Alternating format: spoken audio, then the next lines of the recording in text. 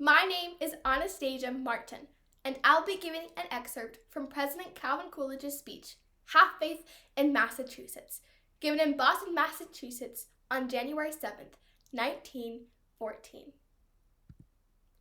Honorable Senators, the Commonwealth is one. We are all members of one body. The welfare of the weakest and the welfare of the most powerful are inseparably bound together. Industry cannot flourish if labor languish. Transportation cannot prosper if manufacturers decline. The general welfare cannot be provided for in any one act, but it is well to remember that the benefit of one is the benefit of all, and the neglect of one is neglect of all. The suspension of one man's dividends is suspension of another man's pay envelope. Men do not make laws. They do but discover them. Laws must be justified by something more than the will of the majority. They must rest on the eternal foundation of righteousness. That state is most fortunate in its form of government, which has the aptest instruments for the discovery of laws. Courts are established not to determine the popularity of a cause, but to adjudicate and enforce rights. No litigant should be required to submit his case to the hazard and expense of a political campaign. No judge should be required to seek or receive political rewards.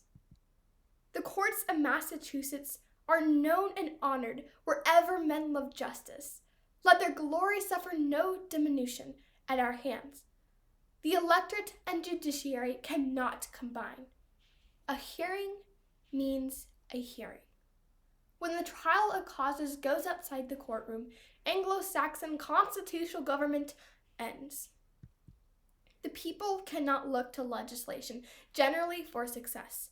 Industry, thrift, character are not conferred by act or resolve. Government cannot relieve from toil. It can provide no substitute for the rewards of service. It can, of course, care for the defective and recognize distinguished merit.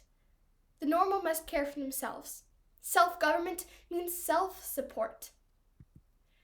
Man is born into the universe with a personality that is his own. He has a right that is founded upon the constitution of the universe to have property that is his own. Ultimately, property rights and personal rights are the same thing. One cannot be preserved if the other be violated.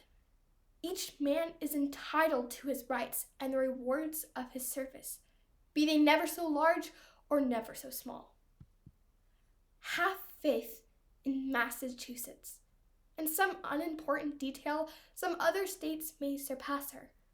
But in the general results, there is no place on earth where the people secure, in a larger measure, the blessings of organized government. And nowhere can those functions more properly be termed self-government. Do the day's work. If it be to protect the rights of the weak, whoever objects, do it. If it be to help a powerful corporation better to serve the people, whatever the opposition, do that. Expect to be called a stand-patter, but don't be a stand-patter. Expect to be called a demagogue, but don't be a demagogue. Don't hesitate to be as revolutionary as science. Don't hesitate to be as reactionary as the multiplication table. Don't expect to build up the weak by pulling down the strong. Don't hurry to legislate. Give administration a chance to catch up with legislation. We need a broader, firmer, deeper faith in the people. A faith that men desire to do right. That the Commonwealth is founded upon a righteousness which will endure. A reconstructed faith that the final approval of the people is given, not to demagogues slavishly pandering to their selfishness, merchandising with the clamor of the hour, but to statesmen ministering to their welfare, representing their deep, silent, abiding convictions.